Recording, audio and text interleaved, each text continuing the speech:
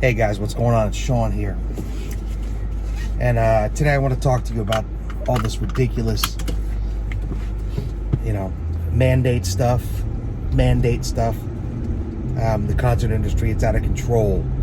They're trying to tell you you have to take a thing to be able to go see their show. Ridiculous. Experimental thing at that. And a thing that apparently doesn't protect you from anything. Back in the day when we took things, we didn't have to go get boosters all the time and still wear for something that, has a 99.7% rate of people living. I think it's really bad out there. I can't in good conscience continue to make videos on the music industry when the music industry is requiring all this insane George Orwell 1984 requirements.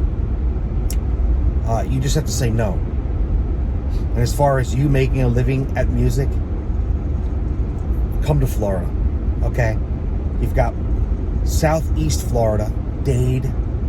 Unfortunately, the Keys also showed themselves to be Marxist. But you got Dade in Miami, you got Broward, Fort Lauderdale, Palm Beach County, of which I mean the uppermost 2 miles of, unfortunately.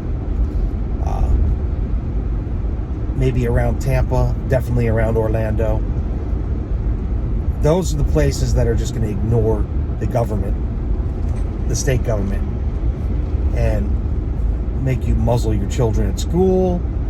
They'll pass local muzzle mandates, and those are the places where the music venues and the restaurants will voluntarily put themselves out of business because some petty bureaucrat locally is either pushing an agenda or they just don't understand anything.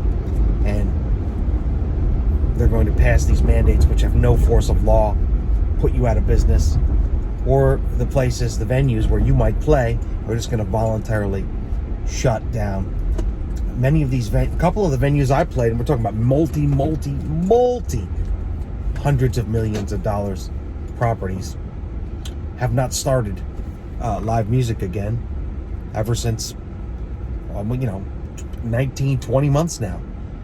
They've been open. They only closed for a matter of a few weeks, but notice they never brought live music back.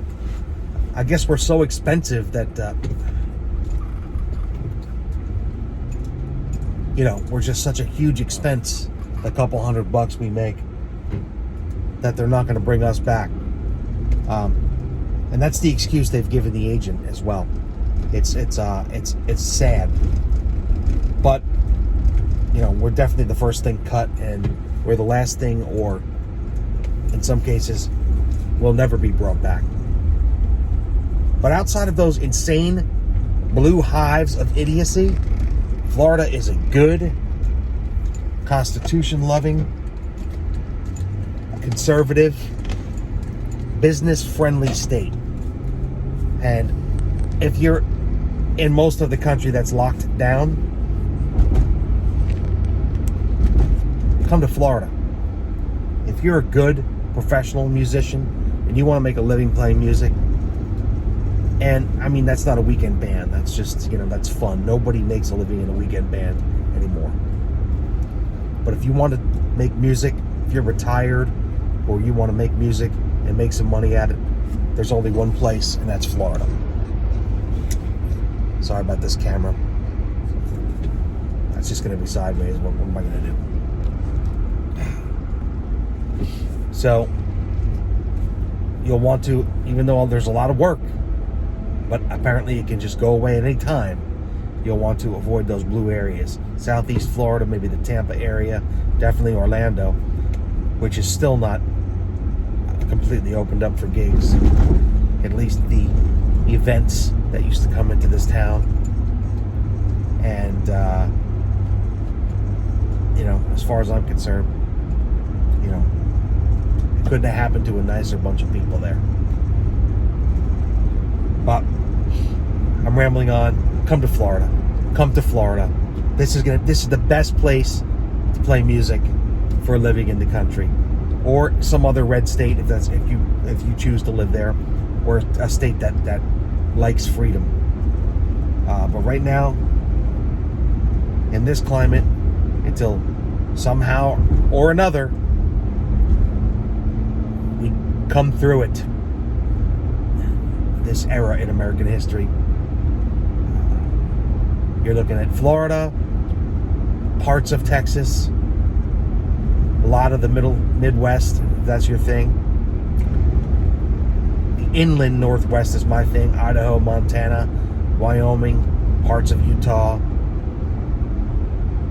Obviously, Eastern Washington and Oregon are all for us and our liberties, but right now there's still a rule of law in those states. And the eastern part, the blue part, the massive minority thought mindset is ruling those states, so it's a no-go. But as pertaining to us, Florida's the place to be, so I just want to put that out there. Come to Florida.